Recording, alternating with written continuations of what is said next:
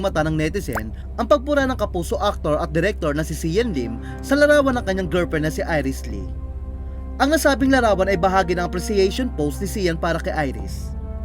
Matatandaan kamakailan lang ay pininig si Sian si Iris na associate producer niya sa pelikulang Kumantong na isinulat at idinirect niya.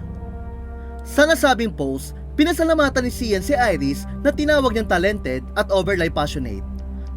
Ayon pa kay Sian, hindi mabubuo ang kanilang pelikula kung hindi dahil sa kasipagan ni Iris pagdating sa logistics o pagtransport ng kanilang mga kagamitan o equipment para sa kanilang pelikula.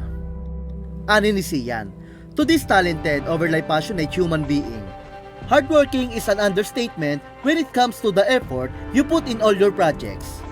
May it be with me or all the great directors you have worked with. Our movie would not be the way it is now if it were not for you juggling the logistic and the creative side of Kumantong. Ngunit isang larawan nga ang umago sa atensyon ng netizen mula sa post si Sian. Ito ay ang larawan ni Iris na kuha sa isang meeting kung saan tila may dinidiscuss siya sa kanilang staff tungkol sa pagpunta nila sa Thailand. At sa ilalim nga ng immigration interview, nakalagay ang mga importanteng instruction na sasabihin nila sa immigration. Gaya na meron lamang silang tourist visa at hindi nila i-declare na magpipil o magsushoot sila doon. Dahil dito, umani nga ng batikos ang larawan ni Iris. Ayon pa sa netizen, hindi sinasadyang mabunyag ni Sian ang modus o kababalaga na ginagawa ng kanyang girlfriend para makunan sa Thailand ng pelikula nilang Kumantong. Binigyan din ng netizen na bawal ang ginagawa ni Iris dahil kailangan umanong tama ang ideklara niya sa immigration. Lumalabas kasi na iligal ang pagfilm nila sa Thailand o walang kaukulang filming permit mula sa gobyerno ng Thailand. Hindi lingid sa kaalaman na marami na hindi ka pwede mag-shoot sa ibang bansa na walang permit. Tulad na naman sa bansang Japan na may ilang lugar lamang ang pinapayagan ng gobyerno na makunan ng mga gumagawa ng pelikula o video.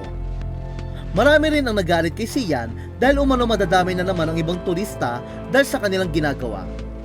Komento ng netizen, OMG, no proper license to film a movie in Thailand. So unprofessional. Kung nahuli kayo, paano na your Thai actors and crew? Paano na Pinoy crew?